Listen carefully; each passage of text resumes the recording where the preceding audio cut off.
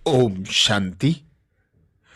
बाबा के यज्ञ का प्रकाश पुंज कहो, प्रकाश स्तंभ कहो या प्रकाश मणि कहो, ऐसी दादी प्रकाश मणि जी जिन्होंने बाबा के यज्ञ को विश्व के कोने कोने तक पहुंचाया, विश्व की अनेक आत्माओं को बाबा का बनाया, तो ऐसी दादी प्रकाश मणि जी के 17वें पुण्य स्मृति दिवस पर 25 अगस्त 2024 को दादी जी को हम सब भाई बहनों की ओर से सत सत नमन।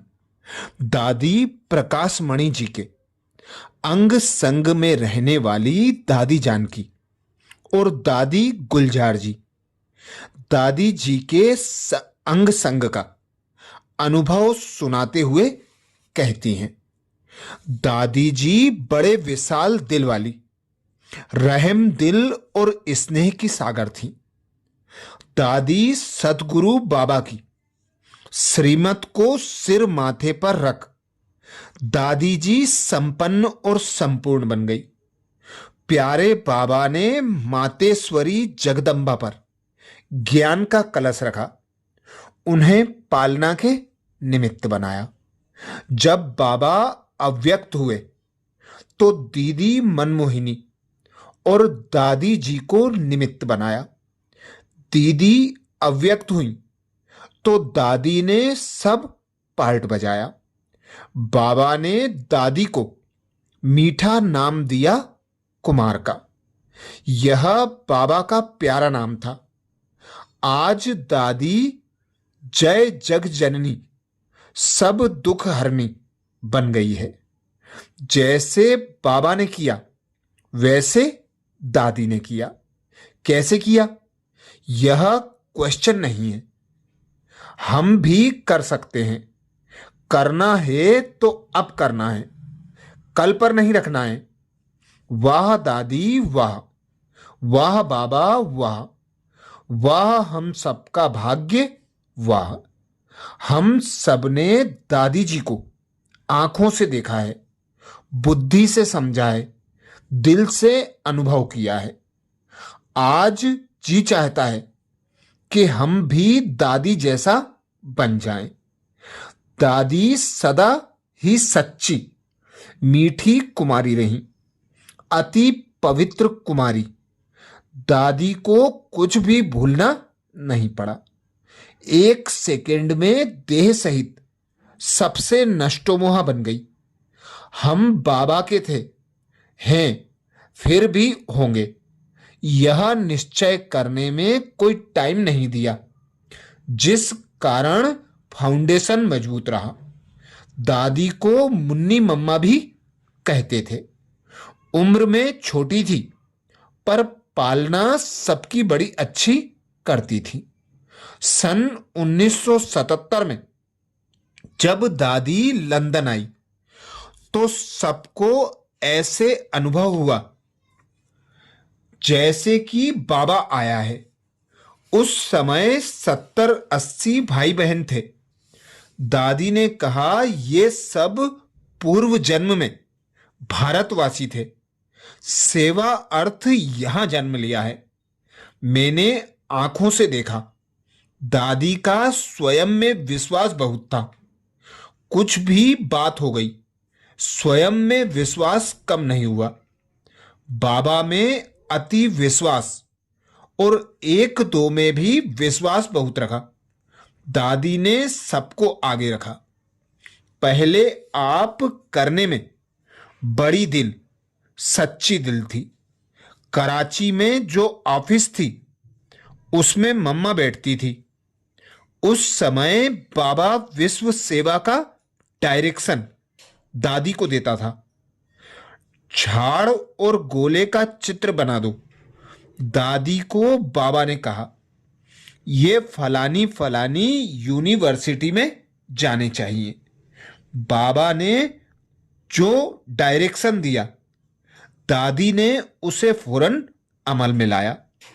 जो सेवा का इशारा मिला उसमें दादी कुछ भी उसमें दादी ने कुछ भी सोचा नहीं, तुरंत किया।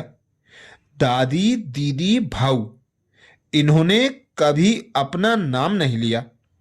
सदा इन्हों के मुख से निकलता, बाबा ने करा लिया। ऐसे बहुत कुछ देखने, सीखने, अनुभव करने को मिला। हमारे जो बड़े निमित्त रहे हैं, उनकी दुआ अभी तक काम कर रही है। हमारे पूर्वज जो जड़ों में बैठे हैं, उनसे सारे वृक्ष को शक्तियां मिल रही हैं। ये विशेष अनुभव बाबा की मीठी मीठी मीठी दादी जानकी का है। दादी हृदय मोहिनी जी दादी जी के बारे में बताती हैं। दादी कहती, साकार बाबा इस बात पर बहुत ध्यान देते थे कि हर बच्चा मुरली अर्थात ईश्वरीय महावाक्य बहुत ध्यान से सुने। यदि मुरली सुनते समय किसी बच्चे को उबासी आ जाती थी, तो बाबा तुरंत कहते थे कि इसको उठाओ, नहीं तो वायुमंडल पर बुरा प्रभाव पड़ेगा। बाबा मिसाल देते थे कि जैसे सीप पर जल की बूंद गिरती है तो मोती बन जाती है, इसी प्रकार आपकी बुद्धि पर भी ये ज्ञान अमृत की बूंदें पड़ रही हैं। एक एक बूंद ज्ञान मोती का रूप धारण करती जा रही है। अतः हमारे में इतने मोती बाबा डालते हैं, भरपूर करते हैं मोतियों से, तो हमारा इतना ध्यान होना चाहिए। बाबा के सामने मुरली सुनने बैठे बच्चों में से यदि किसी ने बाबा की मधुर शिक्षाएं सुनकर चेहरे द्वारा प्रतिक्रिया प्रकट नहीं की, तो बाबा कहते थे, यह कौन बुद्धू सामने बैठा है। इतना ध्यान बाबा बच्चों पर देते थे। बाबा का प्यार भी भरपूर था, तो शिक्षाएं भी भरपूर देते थे। मान लो किसी बच्चे ने कोई गलती कर दी, तो बाबा उसे व्यक्तिगत रूप से बुलाकर गलती नहीं सुनाते थे, मुरली में ही सब सुना देते थे कि महारथी बच्चे भी ऐसे ऐसे करते हैं। बाबा के पास रिपोर्ट आती है। गलती करने वाला तो समझ जाता था कि यह बात मुरली में मेरे लिए आई है। मुरली के बाद बाबा के कमरे में हम मुख्य मुख्य भाई बहनें जाते थे, जिसे चेंबर नाम से जाना जाता था।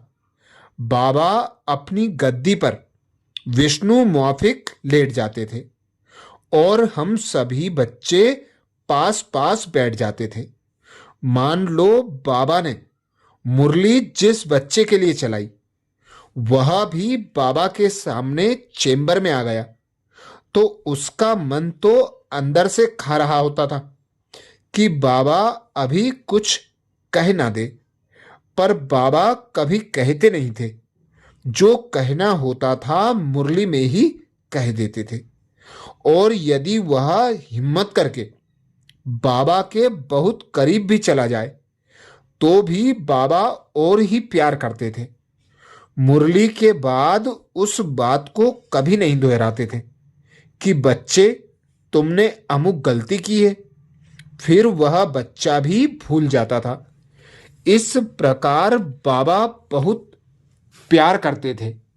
गलती करने वाला बेधड़क होकर बाबा के सामने जा सकता था, पर उसको स्वयं ही इतना एहसास हो जाता था कि भविष्य में उस भूल को कभी नहीं दोहराता था। बाबा हंसा बहलाकर उस बात को समाप्त कर देते थे और वह बच्चा पूरा बदल जाता था। दादी जी भी कोई बात अपने मन में नहीं रखती थी। ऐसा ही दादी जी का स्वभाव था। यदि किसी छोटी बहन ने दादी जी को सुनाया कि आज मुझे बहुत रोना आया, फीलिंग आई, आदि आदि, तो दादी कभी भी उसकी बात बड़ी बहन को सुनाकर उलाहना नहीं देती थी कि तुमने छोटी बहन के साथ ऐसा वैसा क्यों किया। हाँ, दादी जी उस छोटी बहन को ऐसा प्यार देती थी जो उसके मन को पूरा ठीक कर देती थी। पर बड़ी बहन को बुलाए फिर कहे तुमसे छोटी बहन नाराज है, क्या करती हो? कभी नहीं। दादी क्लास कराती थी, सब कायदे कानून समझाती थी, पर व्यक्तिगत मिलन से सीधा नहीं कहती थी। व्यक्तिगत मिलन में सीधा नहीं कहती थी कि तुमने ऐसा किया। इस प्रकार दादी भी दिल में कुछ नहीं रखती थी, क्योंकि दिल में कोई भी बात घर कर जाए तो खुशी गुम हो जाती। बाबा ने कहा जीवन भले जाए पर खुशी नहीं जाए। तो दादी भी बाबा के समान संपूर्ण संपन्न बन गई थी। और दादी विशेष हम भाई बहनों को बाबा की याद की लगन में मगन रहकर बाबा के ज्ञान के गुह्य रहस्यों को सहज रीति समझाती थी, जो हम बच्चों को स्वतः और सहज धारण हो जाए। तो ऐसी दादी जी के अव्यक्त मास में हम विशेष दादी जी के अनुभव, दादी जी की शिक्षाएं, दादी जी के गुण व विशेषताओं का मनन कर दादी जी के समान बनने का पुरुषार्थ करेंगे। अच्छा, ऐसे ही और वीडियो के लिए बाबा के चैनल को सब्सक्राइब करें। वीडियो को ज़्यादा से ज़्यादा बीके भाई बहनों तक शेयर करने की सेवा जरूर करें। दादी जी की और क्लासेस सुनने के लिए प्लेलिस्ट में जाकर सुन सकते हैं। ओम शांति।